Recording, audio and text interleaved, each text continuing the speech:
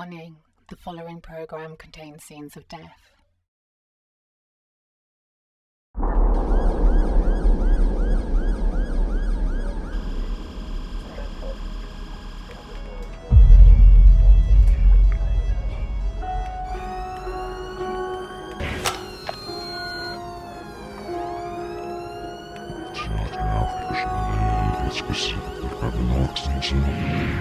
Breaking news to bring you now, Virginia McCullough has been sentenced to life imprisonment with a minimum term of 36 years.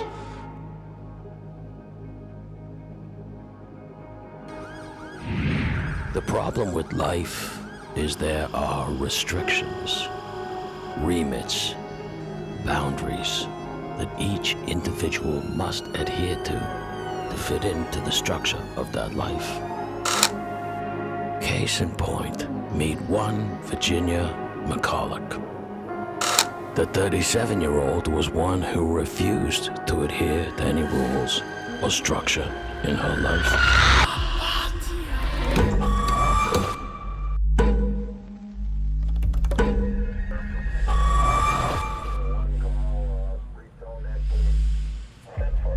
Virginia's buzz was spending money, and for someone who rarely worked, she spent a lot of it. Payday loans, maxing out her credit cards, borrowing money from her parents. In fact, she liked spending money so much, the 32-year-old quit a job and moved back in with her parents, where she'd spend up to 16 hours a day gambling online. And she wasn't very good. And when she wasn't doing that, she'd spend ridiculous amounts on fancy foods that she'd rarely even finish and let go bad in the fridge. And her parents, hard-working people, now retired, they couldn't understand it. How their daughter could be a grifter and want to live off them.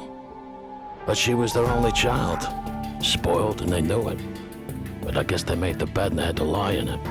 But for her sake, they had to try, and they told her that she had to control things or get out. They couldn't support her anymore. And this tough love, well, it seemed to work for a bit. She promised she'd get a job and go on the straight and narrow. But little did they know that their daughter was doing no such thing. And she continued to gamble and use their money, stealing their bank cards, telling them that she was going out looking for work or going to job interviews. Meanwhile, she was sitting in fancy restaurants and coffee shops, pissing away their money online gambling. But when credit card payments on her dad's card started bouncing, the gig were up, and he confronted her. And her parents told her she had a month to get a job or she had to get out. Well, that wasn't gonna do for Virginia. After all, she was their only child, and they certainly owed her much more than that.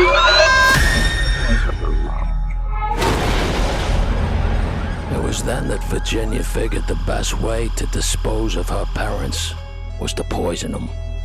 And the sooner, the better. And that night, she mixed a cocktail of barbiturates and sleeping pills, and put them in her mother's tea and her father's beer. And by her own accounts, the old prick died right there in his chair with the same stupid grin on his face. He didn't know what hit him. But the mother must have been a drug addict in her former life, because it didn't even seem to affect her. She woke up the next day, bitching she had a headache, asking her daughter when she was getting a job. And I guess at that point her daughter figured she tried to do it delicately. Now it's time to bring out the big guns. And she picked up a hammer and she smashed her mother's brains all over the wall. So much for not wanting to stain the carpet. When later interviewed by the police, Virginia told them when she started bashing her mother's skull, it almost sounded musical, like she'd been playing the xylophone. I guess the one could lyrically wax she were playing her mother's head in the key of D for death. But before anyone could get wise to the murders, the hand of fate would step in. The coronavirus is the biggest threat this country has faced for decades, and this country is not alone. Because a worldwide pandemic, 2 lockdowns, and a country's paranoia would help protect Virginia's secret.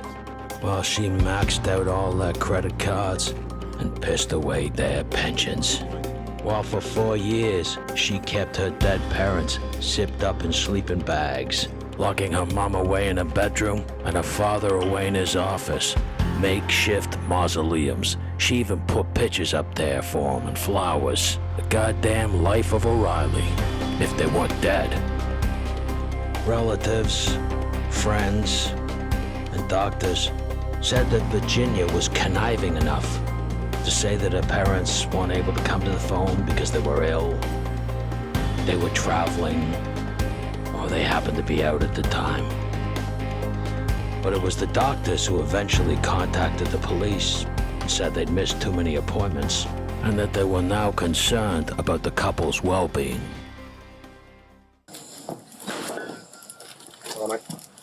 That's right.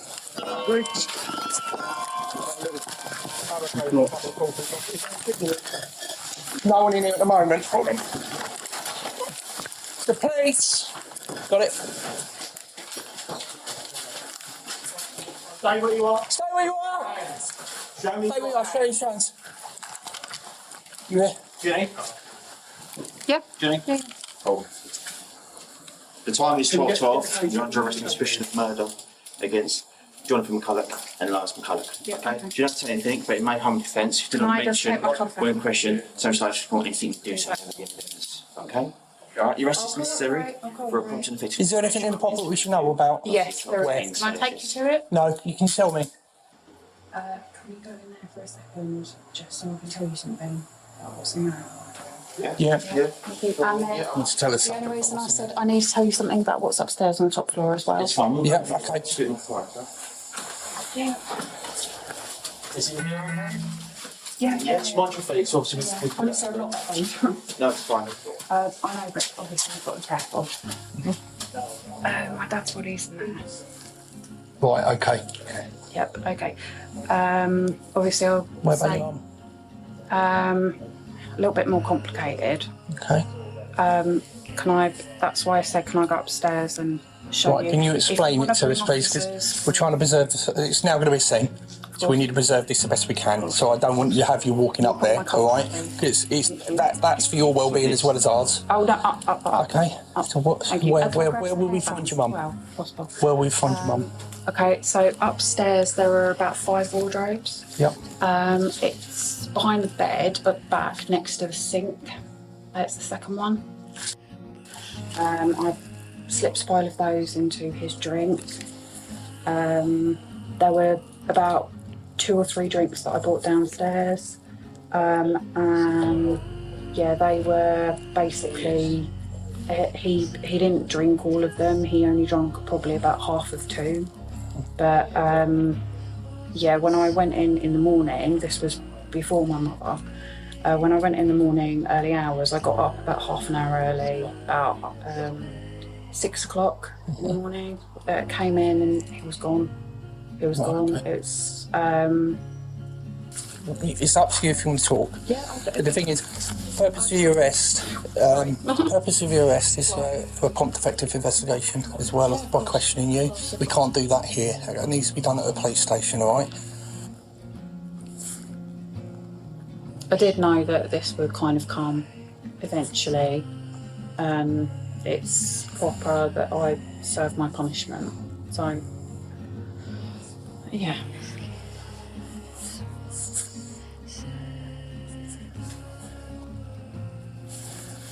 Okay, so Virginia, I'm just going to ask you this. This is what I've written down based on the information you just told us, because what we regard as a significant comment, because you've made Right, it on how? under caution after your arrest. By the way, they're my granddad's. Okay, right. So I've written this, please. I, Virginia McCullough, have informed police constables 77329 Brown and 79387 Bowers after entering my house on Friday the 15th September 2023 that I murdered my father, John McCullough, who was stated was under a bed in the rear ground floor of the house, and my mother upstairs in a cupboard next to the sink. Wardrobe. It's a double wardrobe. Okay, I've written Double cupboard. wardrobe. It's like 4 wardrobes, but it's the one nearest the sink. Double wardrobe. Yeah. What's significant as I've written down here now, I've just read out to you. Are you happy to sign that, to say that's a true account? Yeah.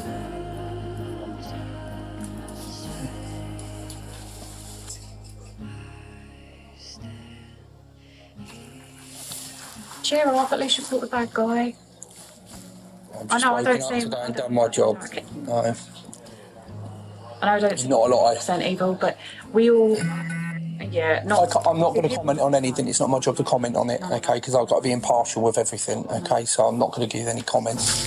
No, well, I mean, I deserve to obviously get whatever's coming sentence-wise, because that's the right thing to do.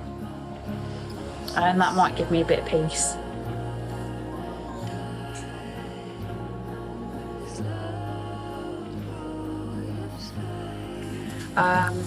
Also in the handbag as well, there's, and again, because you're probably going to need to know about it, there's a card in there, card one money. And that's a bank card where there's a lot of transactions that have taken place over the last few years from money that pertains to my parents. So, murder weapon is upstairs in the toilet room, kitchen knife. It's in the middle of the brown carpet, against the wall, opposite the shelves. So there are two long white shelves, they're opposite where that wall is. That's where the knife is. So next bit is very hard to talk about. That's probably the most grisly detail. So on the ground floor, underneath the stairs, there's a few like storage boxes and things. And in the middle, I think it's in one of the boxes or in a bag or something. If you want me to shush after this, it's fine. But every bit helps. You will find forensically it's helpful. There's a hammer. I know, but I'm trying to help you find everything. It's in the middle, underneath the stairs. It will still have blood on it. It's rusted, but it will still have blood traces on it. So not cooperating is futile. Yeah. There's no point in not cooperating, it really isn't. And plus, apart from watching my eyes, you can what I've done. That's the other side of the coin, I think. So It's hard to believe that any parents would deserve the fate of the McCulloughs. But then again in life, when does deserve ever have anything to do with anything? And I guess if there were any good justification of pulling out of your girlfriend and coming on her tits instead, Virginia McCullough will be it.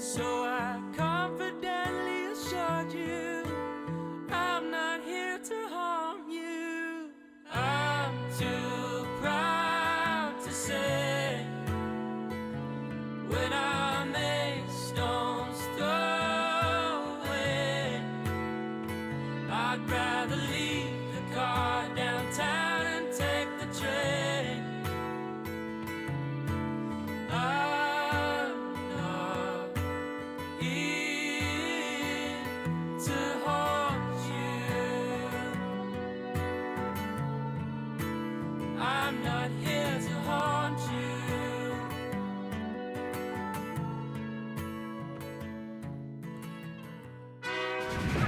Legion forever!